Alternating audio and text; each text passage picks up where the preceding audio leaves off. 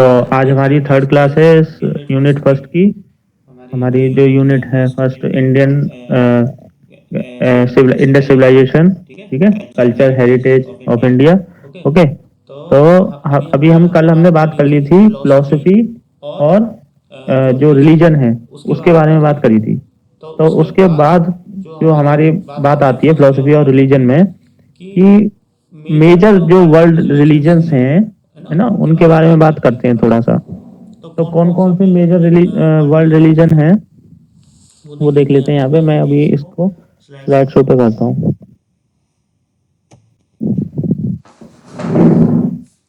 Just a second.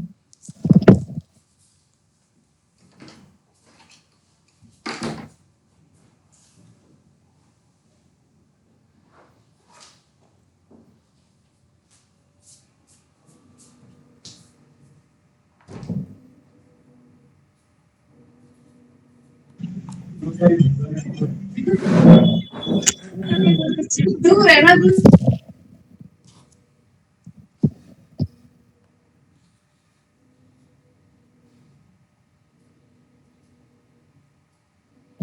Hello, ठीक है। तो जो हमारे वर्ल्ड मेजर रिलीजन्स हैं उनके बारे में बात करेंगे, जो कि हैं, कितने हैं, 5 हैं। पहला हमारा जो मेजर रिलीजन है वो है क्रिश्चियनिटी। ठीक, ये क्या है, ये किस पे सेंटर्ड है, हमारे जो जीसस क्राइस्ट हैं उनकी टीचिंग्स के ऊपर सेंटर्ड है। ठीक, it is the largest religion in the globally, यानी कि जो पूरे संसार में देखा जाए वैसे तो ये सबसे बड़ा रिलीजन माना जाता है ना। एक सेकंड, चलिए ठीक है, इससे पहले भी होता है। हाँ, क्रिश्चियनिटी, सॉरी, ये वाली स्लाइड है। तो क्रिश्चियनिटी है जो कि हमारा सबसे बड़ा रिलीजन है और इसकी टीचिंग्स पर निर्भर है ये पूरी तरीके से। सेंटर्ड किसकी टीचिंग्स पे है, जीसस क्राइस्ट की।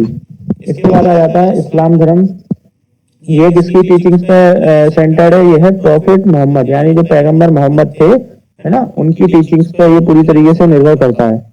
और इस्लाम इस्लाम जो धर्म है वो किसके बेसिस पे चलता है, कुरान के पे, है ना। कुरान क्या है, उनका एक पवित्र धर्म है, ग्रंथ है।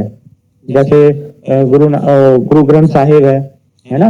हिंदुइज्म में भगवत गीता है और क्रिश्चियनिटी में बाइबल है। उसी तरीके से इस्लाम में क्या है, कुरान है।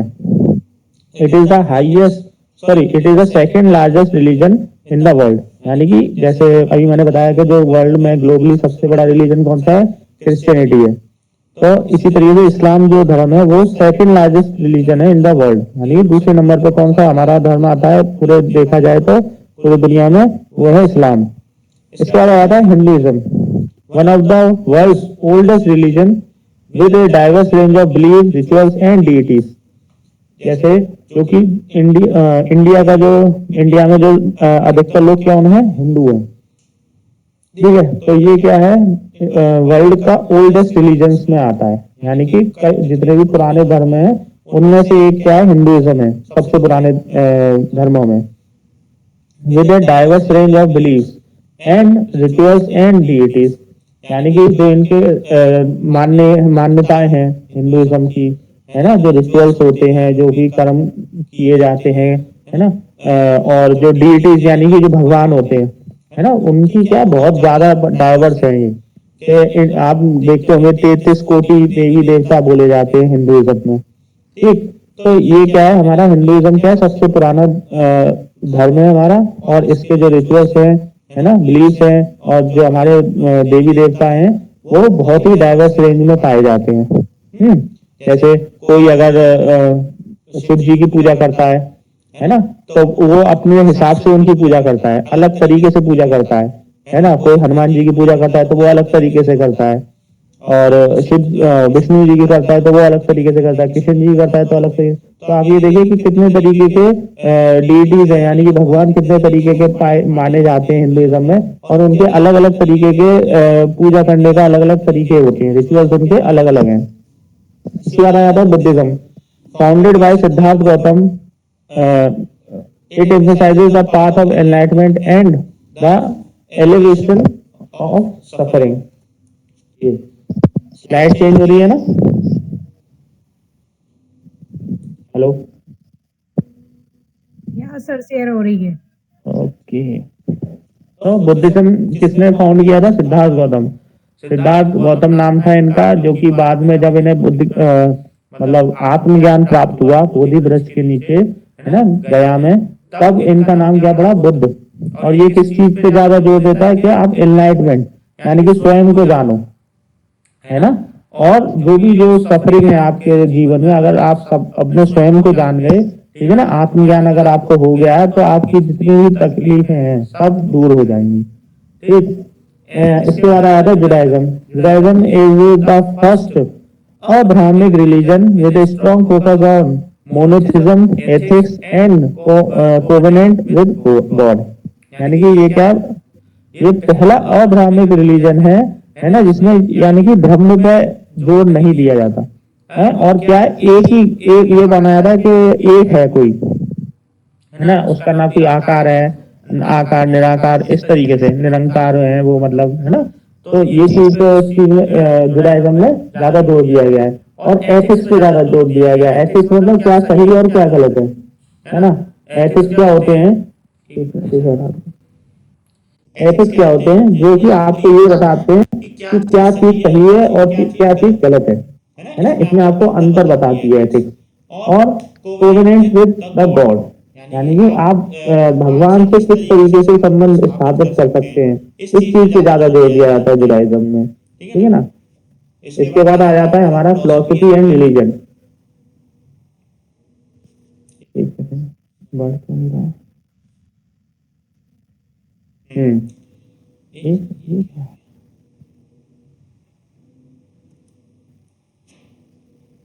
ठीक।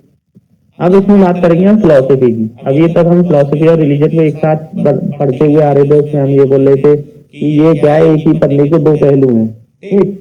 तो अब क्या है, अब केवल फिलोसफी की बात कर लेते हैं थोड़ी सी। Philosophy is the pursuit of knowledge, wisdom and understanding through critical thinking and rational inquiry. It seeks to answer fundamental questions about the nature of reality, existence, ethics, knowledge and human conditions। यानी philosophy क्या किस चीज पे जोर देती है? Wisdom पे, है ना। और understanding through critical thinking and rational inquiry, यानी कि एक तो आपकी जो ज्ञान है ना, उस पर ज्यादा जोर दिया जाता है इसमें फिलोसफी पे। और दूसरी चीज आपकी जो क्रिटिकल थिंकिंग है, यानी सोचने की जो क्षमता है, उसके द्वारा आप जो डिसीजन लेते हो, है ना, वो इस चीज पे जोर देती है फिलोसफी। रेशनल इंक्वायरी, यानी कि आप सब चीज पता करने के बाद अपना डिसीजन लेते हो। रेशनल इंक्वायरी क्या होती है? क्या आपने हर चीज पता कर ली पहले? इंक्वायरी करना होता है ना, कि इंक्वायरी करना। तो उस तरीके की बात कही जा रही है यहाँ पे कि आप हर चीज नाप तोल के उसके बाद अपना डिसीजन लेते हो। क्यों नहीं रहा? एक बार चेक कर लूंगा रिकॉर्डिंग हो रही है। ठीक। हाँ, ठीक है।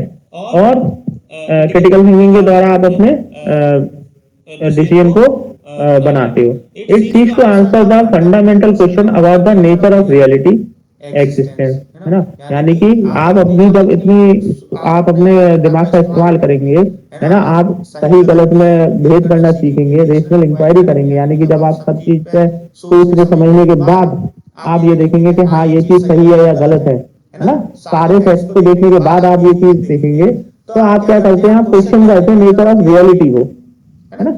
कई कई जगह पे जो फिलोसोफर्स होते हैं वो बताते हैं कि ये जो आप देख रहे हैं ये चीज सही नहीं है ना। सही नहीं इन द सेंस कि ये वास्तविकता नहीं है ना। जैसे क्या बताऊं, किसी चीज के ऊपर आपको भ्रमित किया जा रहा है। एक आप मान के चलिए कि आपको झूठ बताया जा रहा है कोई चीज, है ना।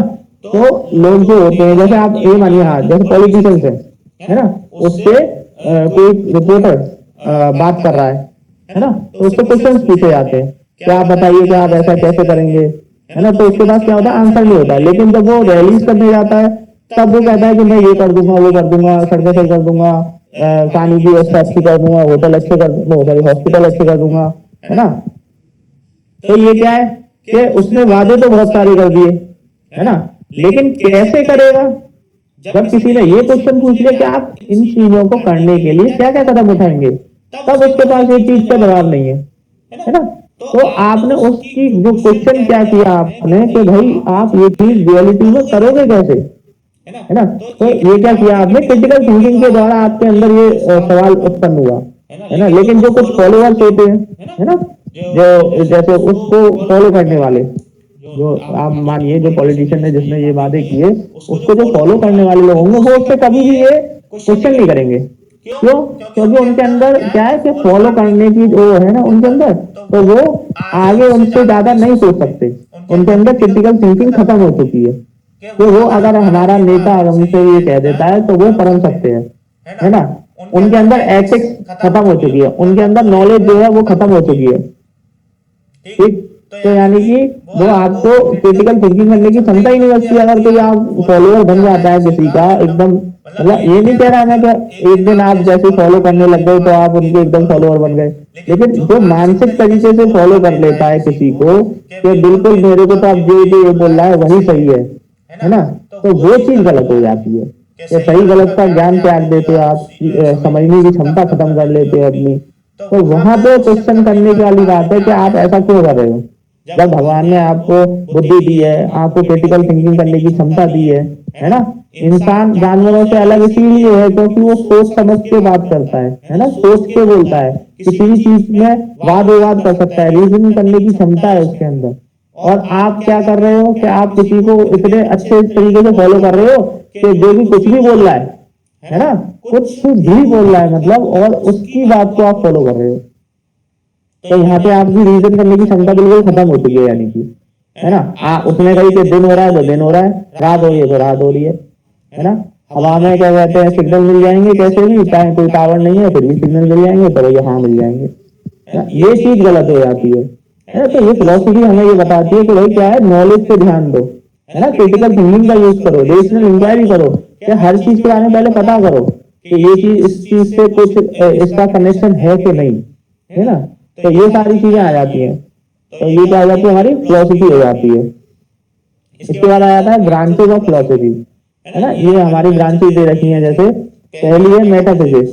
Metaphysics examine the fundamental nature of reality and existence.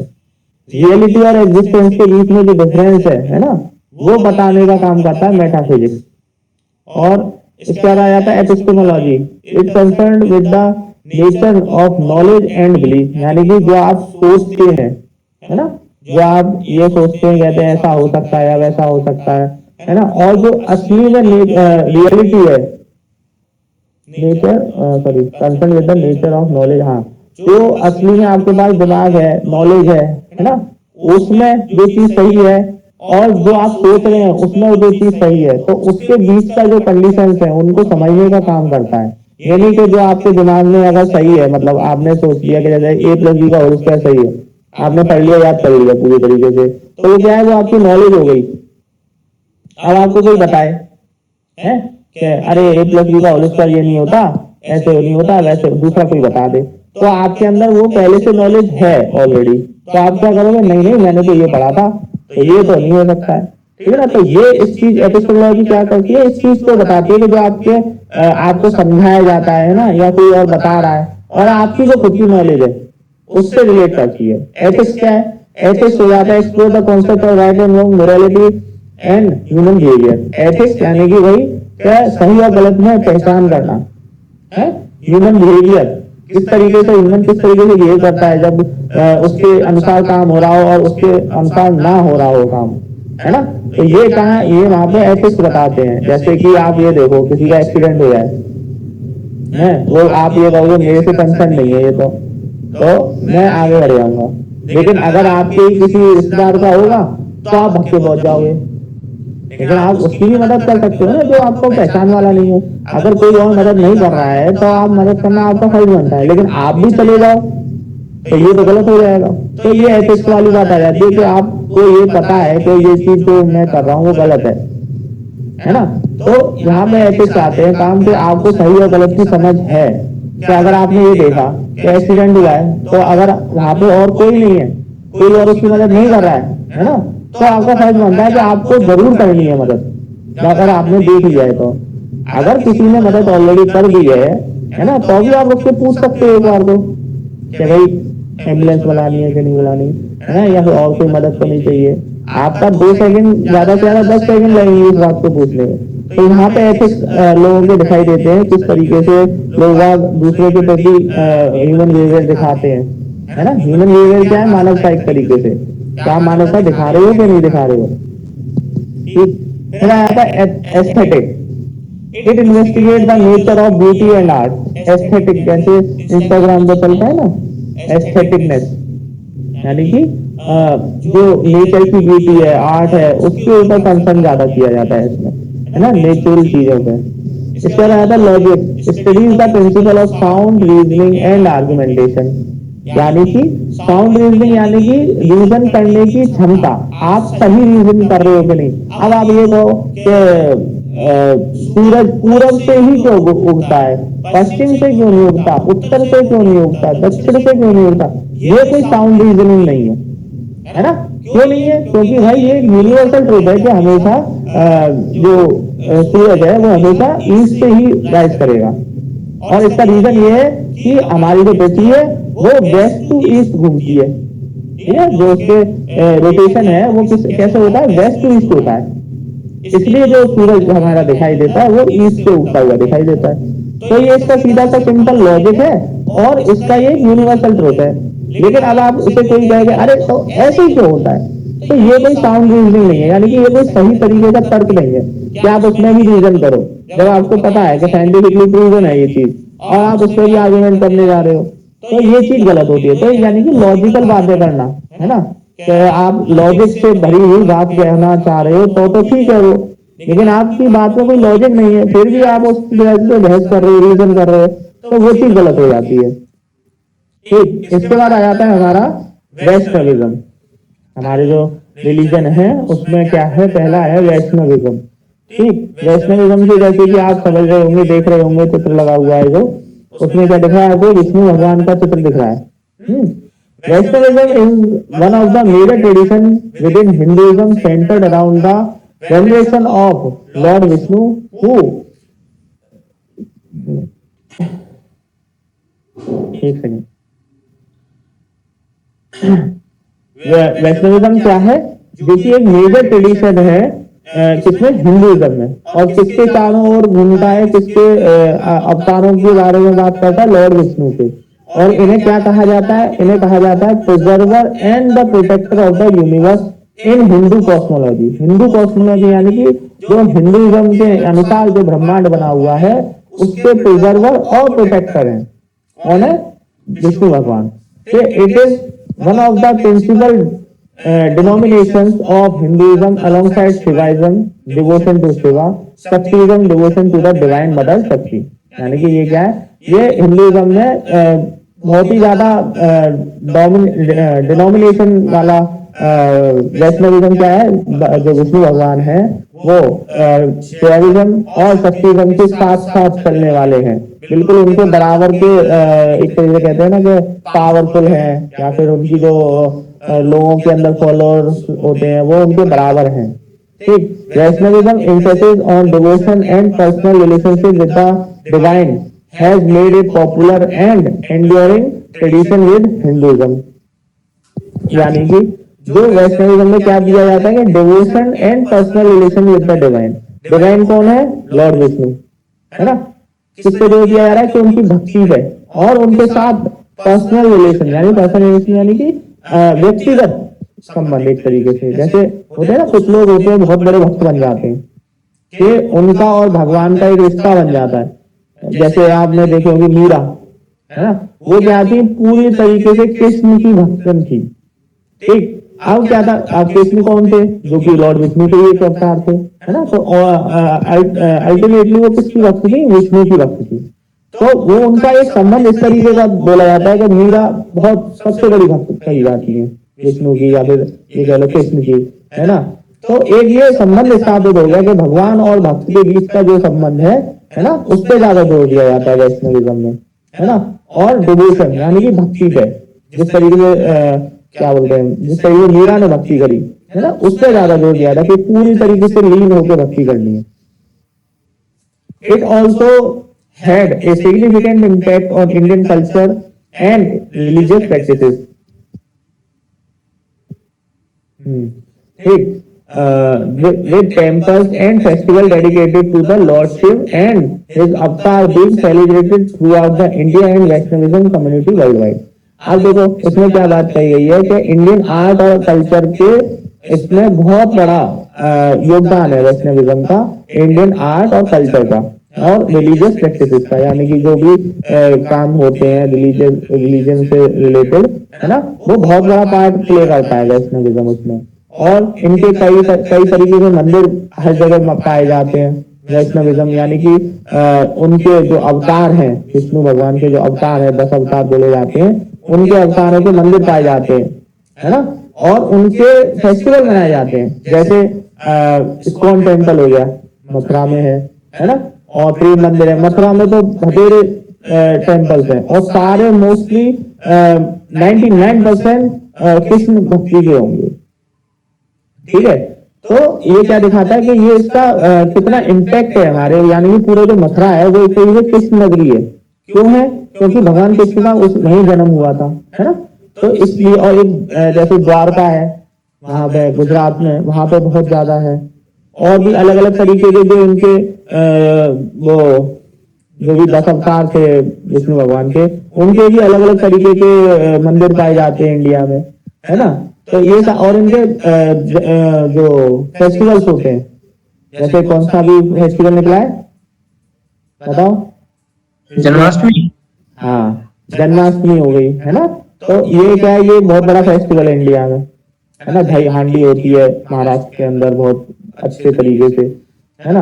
तो ये कुछ उनके फेस्टिवल भी फॉलो किए जाते हैं, बहुत अच्छे तरीके से मनाए जाते हैं इंडियन कम्युनिटी में, है ना, मतलब हिंदू कम्युनिटी में।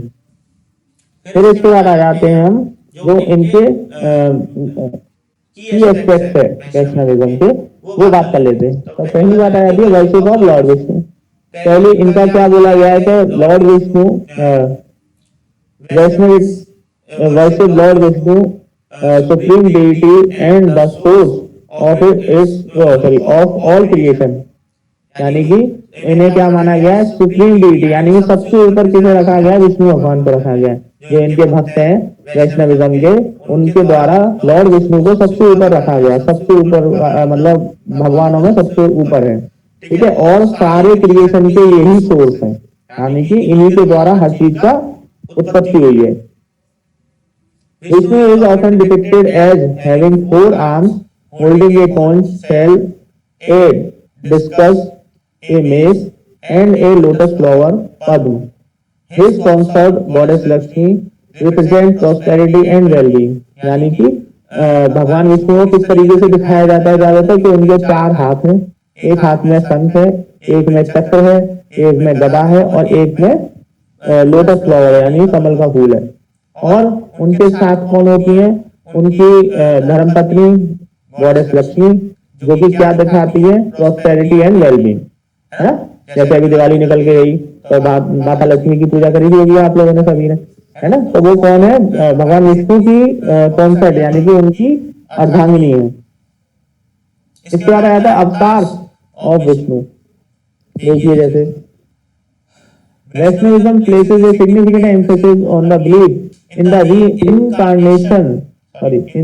incarnation of avatars of Lord Vishnu. The most famous of these avatars are Ram and Krishna, but there are 10 primary avatars known as Dasavatar.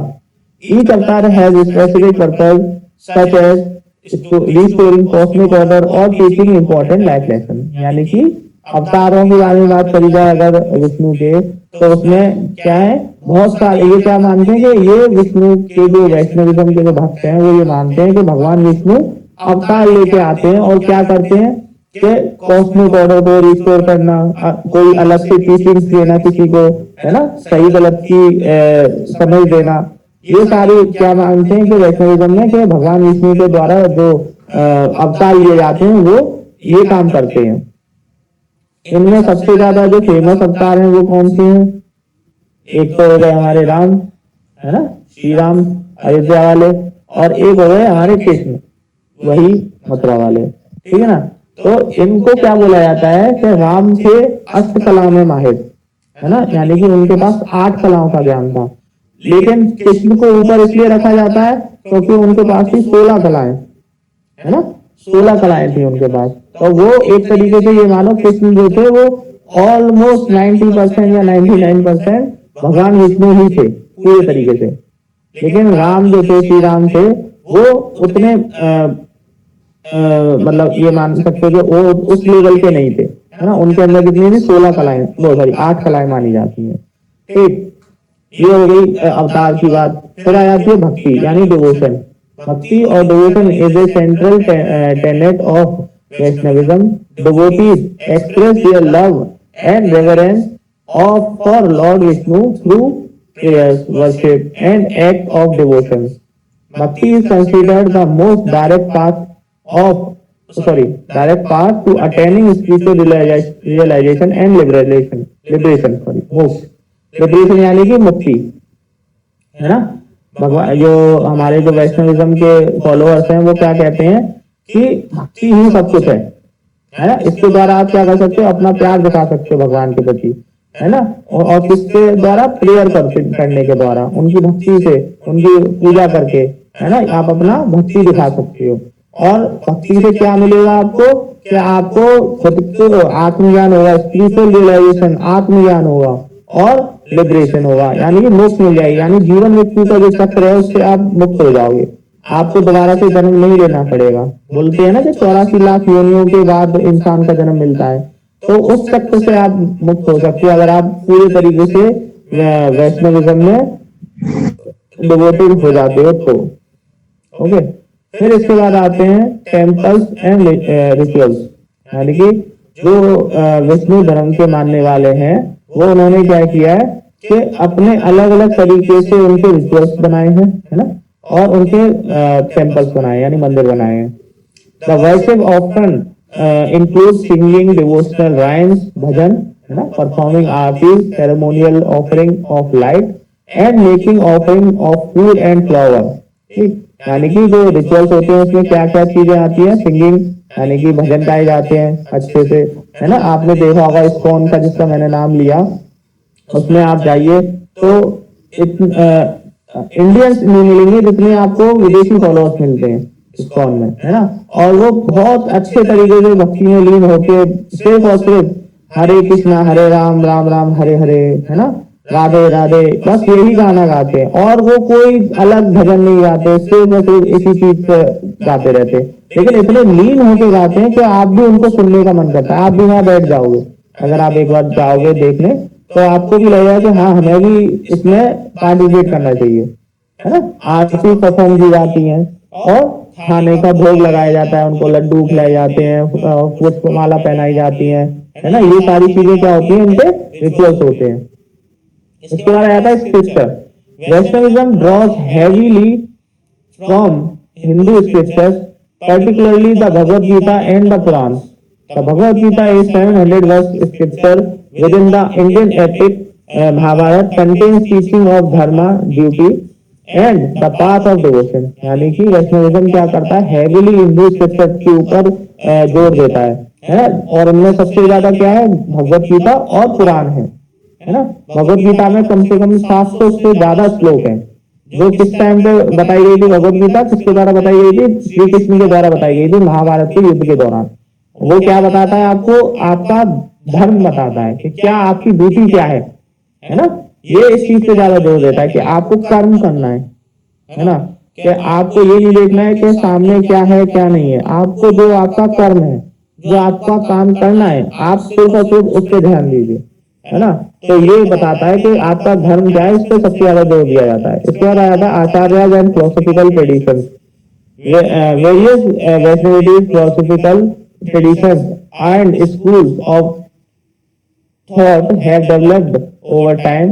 Prominent among them is tradition of Acharya, yani spiritual teacher, who have written commentaries and philosophical works explaining the principle of Vaishnavism.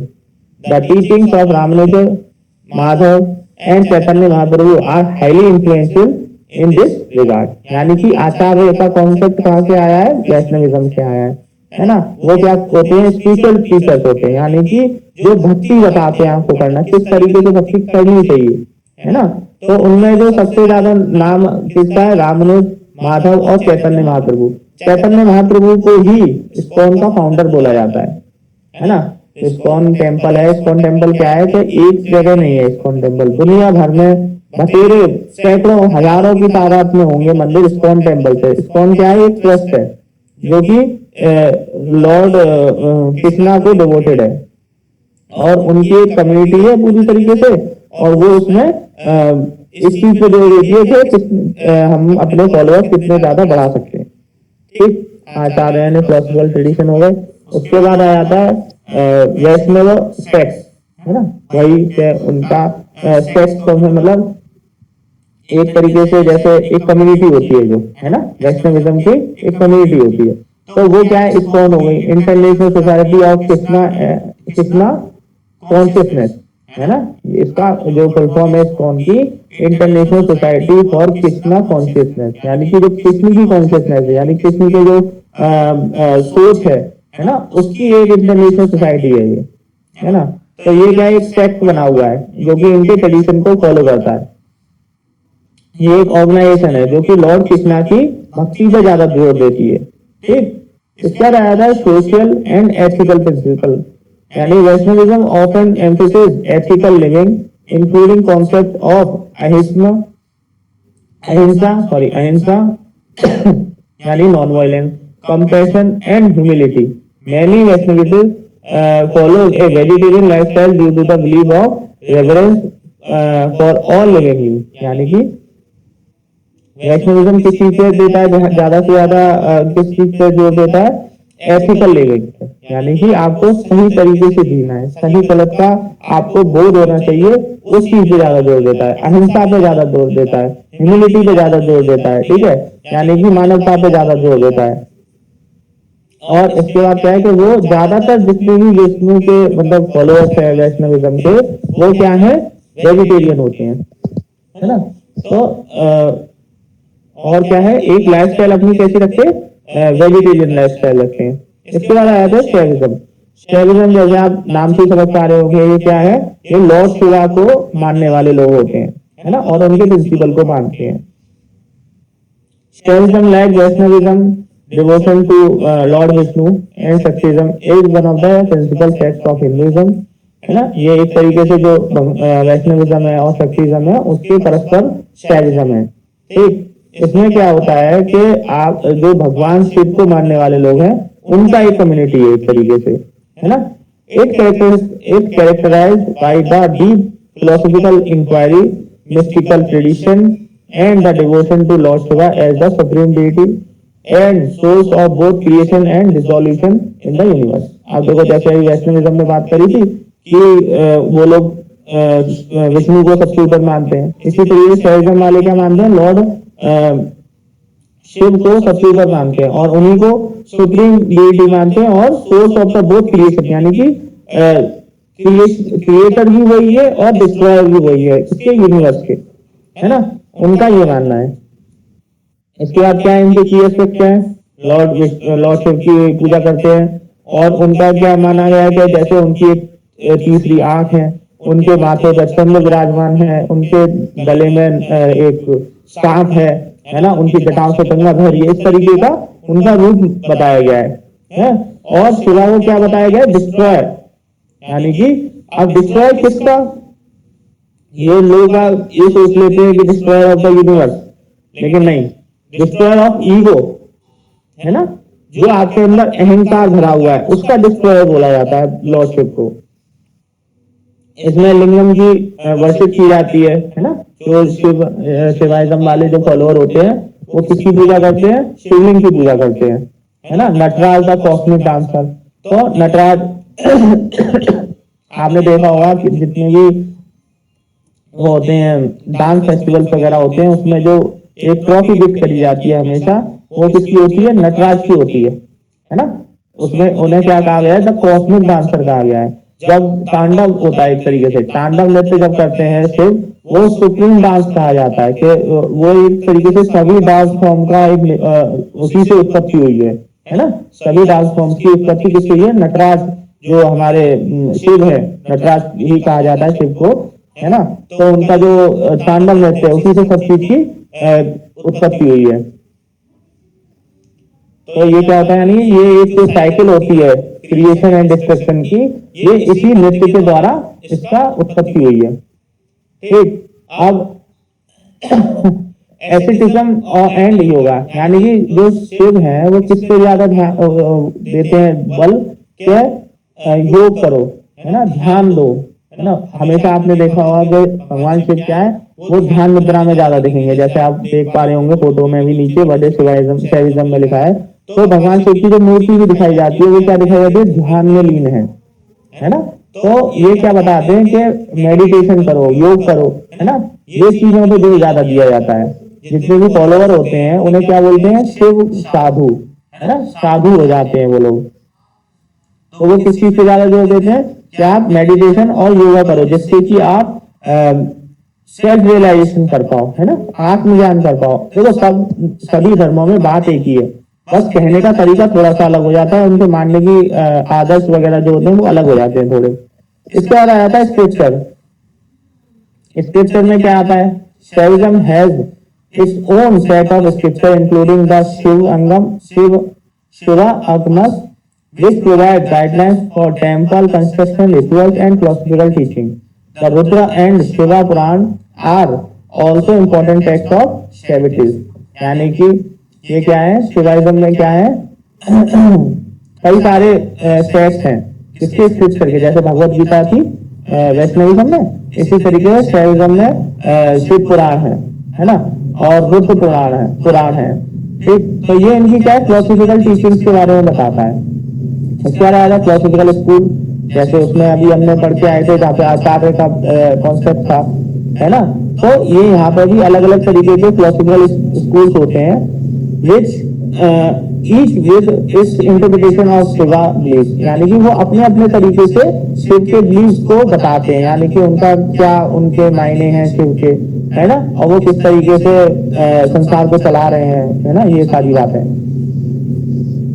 इसके बाद आया था festival. Mahashivratri ये सबसे बड़ा और पवित्र festival है शैविज्म में। इसमें क्या बोला जाता है कि लॉर्ड शिवा की पार्वती से शादी हुई थी, है ना। तो ये बहुत ही अच्छा माना जाता है, इस दिन को बहुत शुभ माना जाता है। ठीक, ये इनका एक तरीके से फेस्टिवल होता है। सोशल एंड एथिकल प्रिंसिपल, ये क्या होता है? ये हिंदुइज्म के होते हैं, जिस तरीके से धर्म, duty, compassion and non violence, जो कि आपको वैष्णविज्म में ही बताई गई थी कि धर्म और नॉन वायलेंस पे ज्यादा ध्यान देना है। इसके बाद आ जाता है हमारा बुद्धिज्म। ठीक, बुद्धिज्म क्या है? हमारे इंडिया में ओरिजिनेट हुआ पहली बार, कब हुआ? 6th सेंचुरी में BC, यानी कि बिफोर कॉमन एरा। ठीक है, उस समय ये इसका ओरिजिनेशन हुआ, और ये किसके द्वारा खोजा गया? सिद्धार्थ गौतम के द्वारा, जो कि बाद में जब उन्हें ज्ञान प्राप्ति हुई तब वो क्या बने? बुद्ध बने। ठीक, वो कौन थे? शाक्य वंश के राजकुमार थे, है ना। और उन्होंने फिर क्या किया? उनको आत्मज्ञान प्राप्त हुआ, तो उन्होंने अपनी तपस्या के द्वारा आत्मज्ञान प्राप्त किया बोधि वृक्ष के नीचे, और फिर वो क्या कहलाए? बुद्ध कहलाए। ठीक, अब क्या है? ये क्या बोलते हैं? ये क्या फोकस करते हैं?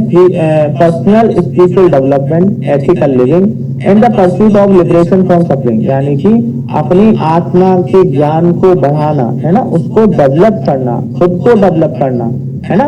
एथिकल लिविंग यानी कि सही तरीके से जीवन यापन करना, ठीक, और अपने को इन सभी दुख से दूर कर लेना।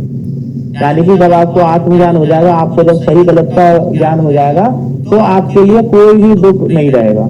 ये इस चीज पे जोर देते हैं। Buddhism is a major world religion and philosophical tradition that originate, अरे ये तो फिर से हो गया, सॉरी, है ना। इसके बाद आ जाते हैं हमारे जो की कॉन्सेप्ट है ना, जो उनकी कोर टीचिंग्स है, उसके बारे में बात कर लेते हैं। द 4 नोबल ट्रूथ, इनके क्या है? 4 नोबल ट्रूथ कौन कौन से हैं? पहला है सॉरी है ना, इनके 4 नोबल ट्रूथ हैं, ठीक है, बुद्धिज्म में। They articulate the nature of suffering, its cause, the possibility of liberation from suffering and the path of achieving it. यानी कि इनके जो चार नोबल ट्रुथ है वो क्या है? पहला तो है द नेचर ऑफ सफरिंग यानी दुख, फिर उसका जो कारण है दुख का वो, फिर उसके बाद जो उस दुख से निकलने का क्या है तरीका वो, है ना, और उस चीज को आप कैसे पाओगे यानी उस दुख से निजात कैसे पाओगे, ये चार इनके नोबल ट्रुथ हैं। ठीक है, कि आदमी को, हर किसी आदमी को अपने जीवन काल में इस चीज का अनुभव तो करना ही पड़ेगा। पहला क्या है? दुख का अनुभव, ठीक है ना। फिर उसके बाद क्या होगा कि उस दुख का कारण क्या है।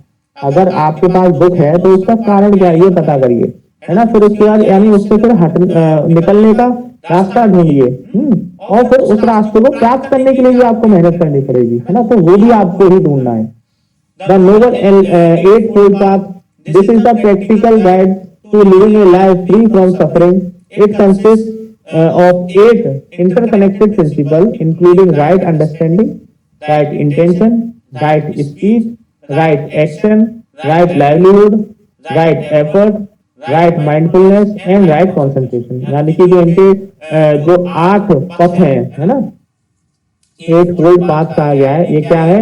जो कि आपको एक फ्री फ्रॉम सफरिंग यानी कि जो दुख से मुक्ति वाला लाइफ है जीनी है, तो आपको ये 8 मार्ग अपनाने चाहिए। कौन से हैं? पहला आया था इंक्लूडिंग राइट अंडरस्टैंडिंग, यानी कि आपकी जो समझ है वो सही होनी चाहिए। आपकी जो इंटेंशन है यानी कि आपका जो भाव है वो सही होना चाहिए दूसरे के प्रति। आपका बोलने का तरीका अच्छा होना चाहिए। आपके जो एक्शन है यानी कि जो भी आप काम कर रहे हैं वो अच्छे के लिए होने चाहिए। आपका जो जीवन यापन है वो अच्छे के लिए होना चाहिए, है ना। जो आप प्रयास कर रहे हैं वो अच्छाई के लिए होने चाहिए प्रयास, है ना। माइंडफुलनेस, राइट माइंडफुलनेस यानी कि आपका दिमाग है ना किसी गलत काम के लिए नहीं सोचना चाहिए, है ना।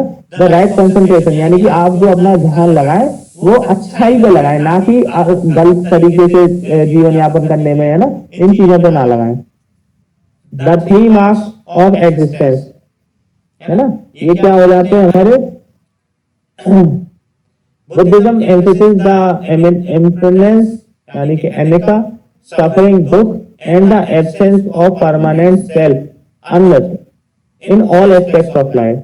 यानी कि एक बुद्धिज्म क्या देता है कि एक तो दुख पे सबसे ज्यादा जोर देता है, सबसे ज्यादा जोर किस पे देता है? दुख पे जोर देता है। और permanent absence of permanent self यानी कि आदमी खुद को ही नहीं जानता है ना। ये सारी चीजें कौन बताता है? हमारा बुद्धिज्म बताता है। इसके बाद आ जाता है हमारी जो की एस्पेक्ट है उसके बारे में आगे बात करते हैं, जैसे डीटी एंड द वर्शिप। यानी Buddhism is a non theistic religion, meaning it does not revolve around a personal deity. Buddhists may revere and make offering to Buddha, but they do not pray to him as a god। यानी कि Buddhism में क्या है कि इनमें किसी एक इंसान की पूजा नहीं करी जाती है ना, क्योंकि बुद्ध भी यही बोलते थे कि आप मेरी पूजा मत करो, मेरे जो बताए गए रास्ते हैं उनका अनुसरण करो केवल, ठीक है। तो ये क्या होता है मतलब, लेकिन फिर भी कुछ लोग जो होते हैं बुद्धिज्म वाले जो लोग होते हैं वो क्या करते हैं, उन्हीं को एक तरीके से भगवान मानते हैं, है ना, उन्हीं की पूजा करते हैं, उनको प्रसाद वगैरह जो फूल वगैरह चढ़ाए जाते हैं, है ना। लेकिन उनका क्या कहना है कि अपने को जानो, पर्सनल एनलाइटमेंट की ओर चलो, लिबरेशन फ्रॉम सफरिंग, और इन सभी दुखों से दूर हो जाओ। हमारे बुद्ध यही कहते हैं। फिर इसका आया था meditation and mindfulness. Meditation is a central practice in Buddhism. Various meditation techniques such as Vipassana and Zen meditation are employed to cultivate mindfulness, concentration, and insight to the nature of reality. Meditation is a means to attain enlightenment and inner peace. यानी कि आप meditation के द्वारा क्या करते हो? Central ये क्या है, मेडिटेशन सबसे ज्यादा जोर देने वाली एक प्रैक्टिस है बुद्धिज्म में, है ना, कि इसको सबसे ज्यादा जोर दिया गया है। इसमें क्या होती है? 2 टेक्निक है मेन, विपासना और जैन मेडिटेशन। ये क्या करती हैं? आपके अंदर कंसंट्रेशन पावर को बढ़ाती हैं, है ना। नेचर से आप नेचर से कितना ज्यादा कनेक्ट कर सकते हो इस चीज को ज्यादा जोर दिया जाता है। हाँ जी मोनिका बोलिए। ओके ठीक है। फिर इसके बाद आ जाता है reincarnation and Karma. Buddhist believes in the cycle of birth, death and rebirth. One's action यानी karma in one's life affect one's futures life, यानी कि आप जो काम कर रहे हो, इन पहली बात तो बुद्धिज्म में क्या माना जाता है कि बर्थ, डेथ और रीबर्थ, यानी कि आप पैदा होते हो, मरते हो और उसके बाद पुनः जीवन लेते हो, मतलब पुनः जीवित होते हो ना, यानी कि रीइंकार्नेशन का कॉन्सेप्ट माना जाता है ना। और जो आप इस जीवन में अपने काम कर रहे हो, है ना, जो आपके एक्शंस हैं वही आपके क्या है, आपके अगले जीवन में आपके फल के रूप में आपको मिलेंगे, है ना।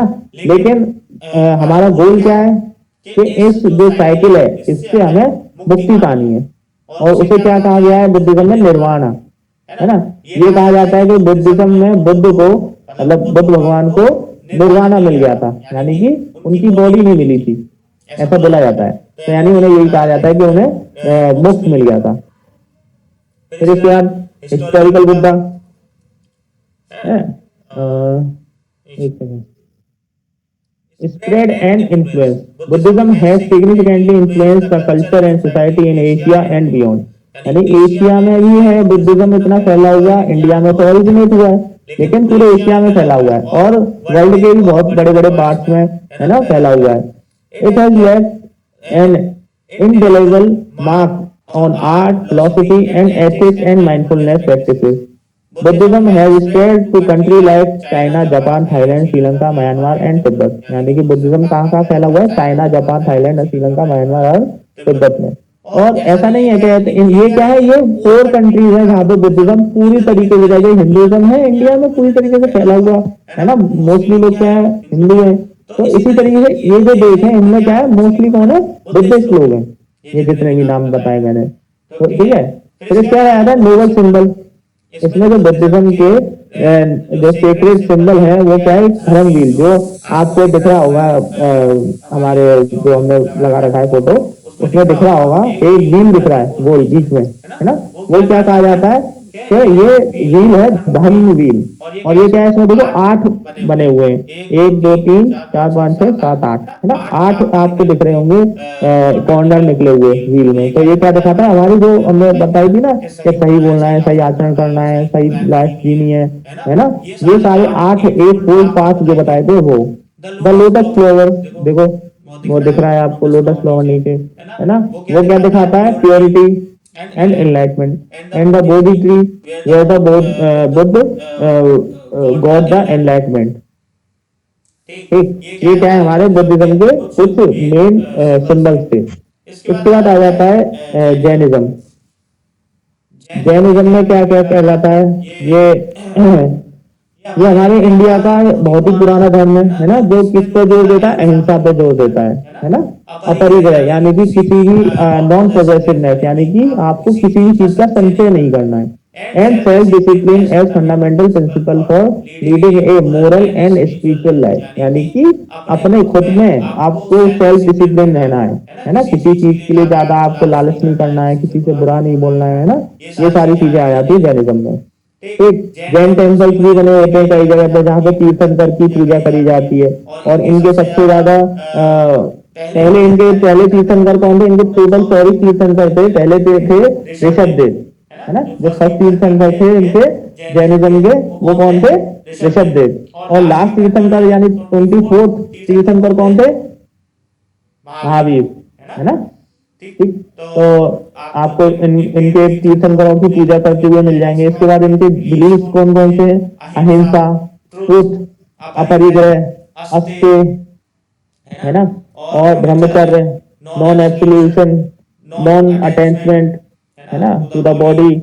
और हाँ यही है 7 इनके की एस्पेक्ट्स हैं, यानी अहिंसा यानी कि नॉन वायलेंस, ट्रुथ यानी सत्य, हमेशा सत्य बोलो, अपरिग्रह यानी कि किसी भी चीज का संचय मत करो, है, नॉन पॉजेसिवनेस वाली, लिमिट में रहो अपनी। अस्त्य यानी प्रिंसिपल ऑफ नॉन स्टीलिंग, यानी कि किसी से चोरी मत करो, किसी भी तरीके की चोरी, ये नहीं केवल कि आप किसी की वस्तु को चोरी कर लो, आप किसी का विचार भी मत चुराओ, है ना।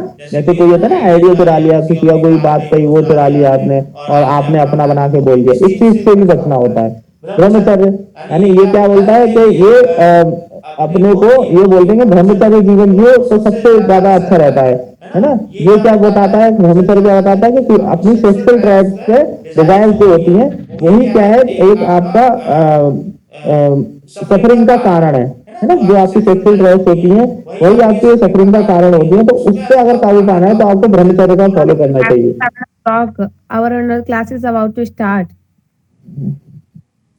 Okay, give me 5 minute. Okay, let me finish this. फिर इसके बाद आ जाता है नॉन एब्सोल्यूशन यानी कि एकांतवाद। Jainism recognize the complex and multifaceted nature of truth and reality. It emphasizes the idea that no single perspective can fully comprehend the truth. यानी कि किसी एक इंसान के पास पूरी तरीके से सभी चीजों की जानकारी नहीं है ना। वो ये मानते हैं कि जो भी हमारा ज्ञान है ना, वो हमें एक दूसरे से मिलकर बनेगा। Non attachment to the body यानी कि अपरिग्रह, यानी कि जो जैनिज्म होते हैं ना वो क्या बोलते हैं कि हमारी जो बॉडी है उससे अपने को प्यार नहीं करना है। कि जैसे लोग होते हैं ना कि हमें हेल्दी लाइफ जीनी है, ये करना है, वो करना है ना, वो इस चीज पे ध्यान नहीं देते। वो क्या कहते हैं कि जब आपका समय आ जाए तो आप स्वयं ही अपने शरीर को त्याग कर दो। अपने शरीर को पीड़ा देने से अच्छा है कि अपने शरीर का स्वयं त्याग कर दो। ठीक है, तो ये चीज हो जाती है नॉन अटैचमेंट। इसके बाद आ जाती है, अब थोड़ा सा बताएंगे, इसे खत्म कर देते हैं। ठीक है, 2-3 स्लाइड्स बची हैं बस। वेदांत फिलॉसफी। वेदांत फिलॉसफी क्या हो जाती है? Vedanta philosophy teaches that the manifestation of one's divinity is the goal of life. One can achieve the soul divine nature through a conscious understanding of oneness and of existence। यानी कि वेदांत क्या बोलते हैं कि हमें एक, हमारा ईश्वर क्या है, एक है। बेटा कोई गाना नहीं, एंड में अटेंडेंस लगेगी। ठीक है, बस मैं 9-7 बज के 10 मिनट तक खत्म कर दूंगा। ठीक है, वेदांत क्या बोलते हैं कि जो भी सुप्रीम लीडर है वो क्या है, एक है केवल। हाँ जी बोलिए, है ना। तो क्या होता है कि manifestation of one's divinity is the goal of life. यानी कि आप केवल एक जो है, जो कि सर्वशक्तिमान है ना, जो बोलते हैं ना सबका मालिक एक, साईं बोलते थे। तो इस तरीके से वो ये वेदांत फिलॉसफी में यही चीज पे ज्यादा जोर दिया गया है कि एक सुप्रीम लीडर कौन है, एक कोई है जिसके ऊपर हमें अपनी पूरी लाइफ को निर्भर करना चाहिए, है ना। हमारी मैनिफेस्टेशन क्या होनी चाहिए, सिर्फ एक भगवान के प्रति होनी चाहिए। Vedanta philosophy affirms that practitioners of Vedanta, known as Vedantists, should seek harmony with all religions। यानी कि वेदांत के जो प्रैक्टिशनर्स होते हैं, यानी कि वेदांत फिलॉसफी को जो मानते हैं उन्हें क्या बोलते हैं, वेदांतिस्ट। और वो क्या सीख करते हैं, यानी कि वो क्या चाहते हैं कि सभी धर्म एक साथ रहें और हार्मनी के साथ रहें। हेलो खुशी, बोलिए, कुछ कहना है? स्क्रीन शो नहीं हो रही है। नहीं शो तो हो रही है। किसी और सर को अब नहीं हुई है, ओके हो गई सर। ठीक ठीक ठीक। पहला आ जाता है, इसका कॉन्सेप्ट है हमारा ब्राह्मण। यानी वेदांत पोजिस्ट दैट द अल्टीमेट रियलिटी, हाँ ब्राह्मण है, ठीक है, अल्टीमेट रियलिटी रेफर्ड एज ब्राह्मण। यानी कि ये क्या है, सबसे ऊपर कौन है, अल्टीमेट रियलिटी कौन है, ब्रह्म की है ना। Is the underline unchanging and the eternal source of existence. यानी कि ब्रह्म क्या है, ये अनचेंजिंग है, यानी कि इनका कहते हैं इनका एक कोई स्वरूप नहीं है ना। इसका कोई स्वरूप नहीं है, यानी कि वो कोई कभी चेंज नहीं हो सकता, है ना। और सभी सोर्स, इंटरनल सोर्स है सभी की एक्सिस्टेंस का, यानी कि सभी की उत्पत्ति का जो यहाँ पे मौजूद है, उन सबका क्या सोर्स है, ब्रह्म है। It is often describe as formless, infinite and beyond human comprehension. यानी कि ब्रह्म को क्या बताया गया है, ये फॉर्मलेस है, यानी कि इनकी कोई लिमिट नहीं है, इनफाइनाइट है ना, एक कोई आकार नहीं है इनका, है ना। और हमारी जो कॉम्प्रिहेंशन यानी हमारी जो सोच है उससे बहुत ऊपर है ब्रह्म। ठीक है, और ब्रह्म ही हमारा अल्टीमेट ट्रूथ है। ठीक, आत्मन क्या हो जाता है, Atman refers to the individual soul of self. Vedanta teaches that the individual Atma is identical to the Brahman at its core. यानी कि ब्रह्म क्या बोलते हैं कि आत्मा जो है हमारी, वो क्या है, ब्रह्म का ही एक पार्ट है, यानी उसका जो कोर है, यानी जो मध्य भाग है एक तरीके से ब्रह्म का, वही उसी से हमारी आत्मा ही निकली है है ना, और वही जाके हमारी आत्मा वापस हो जाएगी जब हमें मोक्ष मिल जाएगा, है ना। जो हमारी जो साइकिल है रीबर्थ वाली, वो हमारी जब खत्म हो जाएगी तो हमारी आत्मा क्या है, ब्रह्म से जाके मिल जाएगी। ठीक। इसके बाद आ जाता है कि माया। माया इज द इल्यूजनरी नेचर, यानी कि माया जो वही धन है ना, माया को आप समझ रहे हैं जैसे धन, वो क्या होता है, in illusionary nature of the world and individual existence. It is the power that gives the true nature of the reality and leads individual to perceive the world as separate from Brahma. यानी कि माया क्या करती है, कि ब्रह्म से दूर करने का काम करती है ना। Understanding the concept of maya is crucial for spiritual progress in Vedanta. यानी कि अगर आप माया के कॉन्सेप्ट को समझ गए, जो लालच है ना, एक तरीके से माया को क्या कह सकते हो आप, लालच, है ना। तो अगर आप उसको समझ गए, ठीक है ना, तो आपकी स्पिरिचुअल प्रोग्रेस होगी, यानी कि आप ब्रह्म के नजदीक पहुंचोगे। यदि आपने उस चीज को नहीं समझा, है ना, कि यह आपके लिए सही है या गलत है, तो आप ब्रह्म के से दूर ही होते चले जाओगे। अब इसके बाद आ जाता है the three schools of Vedanta. Vedanta philosophy often classified into three main school, each with its own interpretation of key concept. पहला आ जाता है अद्वैत वेदांत। सर जी। हाँ जी। हाँ जी सर, वो मेरे ना दूसरी क्लास स्टार्ट हो गई है, तो सर हम ये एक वाली अपनी मिनट, बताएंगे। बस एक मिनट, एक मिनट, अच्छा ओके सर। मैं आपकी अटेंडेंस ले लूँ जब तक।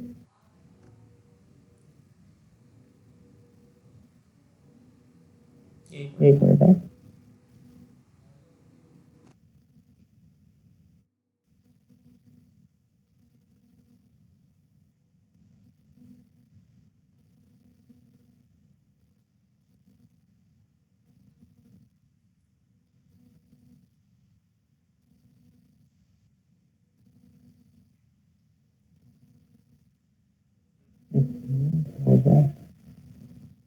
अरे मीटिंग को लेफ्ट मत करिए, मैंने कहा ना अभी मीटिंग को लेफ्ट मत करिए।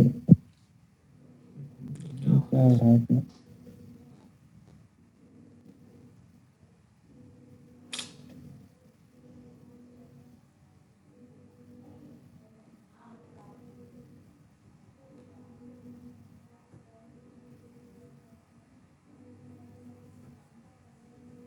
हम्म।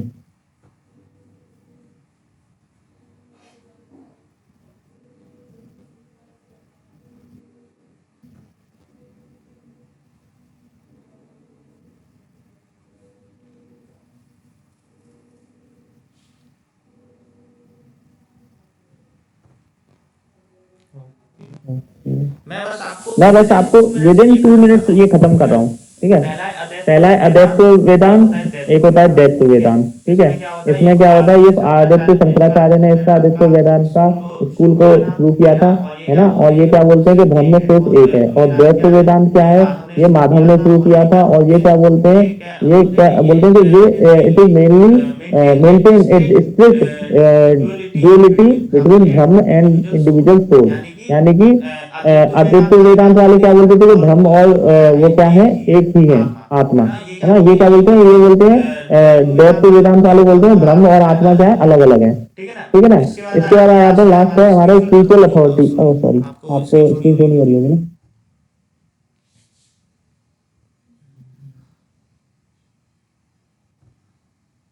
एक मिनट है। हाँ ठीक है, ये आगे बनाते हैं फिर।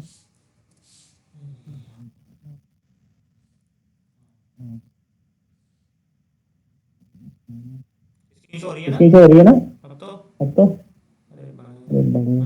हाँ, ठीक है ना। इसके बाद आते हैं स्पिरिचुअल अथॉरिटी, है ना। स्पिरिचुअल अथॉरिटी में क्या है, जो हमारे उपनिषद है, भगवत गीता है ना, ब्रह्म सूत्र है, ये क्या है हमारे वेदांत फिलोसफी के प्राइमरी टेक्स्ट हैं। और ये क्या बताते हैं हमें कि ये हमारे वेदांत की टीचिंग और इनकी इंटरप्रिटेशन के बारे में बात करता है। और हमारा जो लास्ट पॉइंट है इसका यूनिट का, वो है मोक्ष।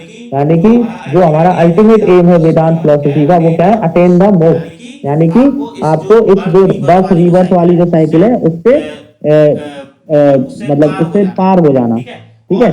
और अपने को खुद को सेल्फ रियलाइजेशन की ओर बढ़ाना, रिमूवल ऑफ इग्नोरेंस, यानी कि जो आपके ईगो है उसको दूर करना, ठीक है ना।